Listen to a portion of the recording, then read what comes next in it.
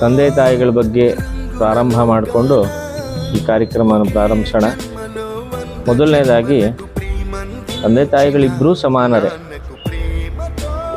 ತಂದೆ ತಾಯಿಗಳೆಲ್ಲರೂ ಒಂದೇ ಪ್ರತಿಫಲಗಳನ್ನು ನೀಡ್ತಕ್ಕಂಥವ್ರೆ. ಆದರೂ ಇವತ್ತಿನ ಭೂಮಂಡಲದ ಮೇಲೆ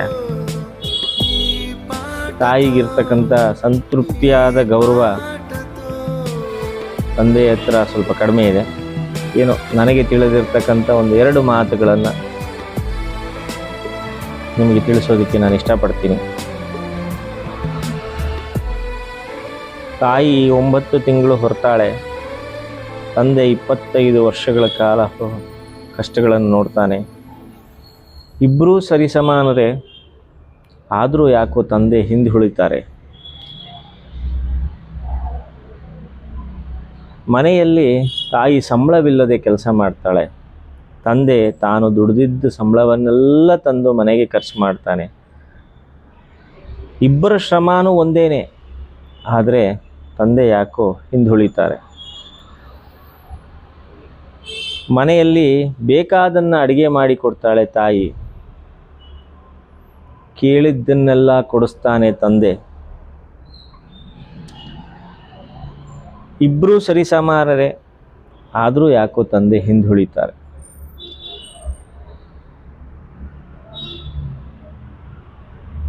ಅಮ್ಮ ತನ್ನ ಮಕ್ಕಳನ್ನು ಸೊಂಟದ ಮೇಲೆ ಕೂರಿಸ್ಕೊಂಡು ಪ್ರಪಂಚ ತೋರಿಸ್ತಾಳೆ.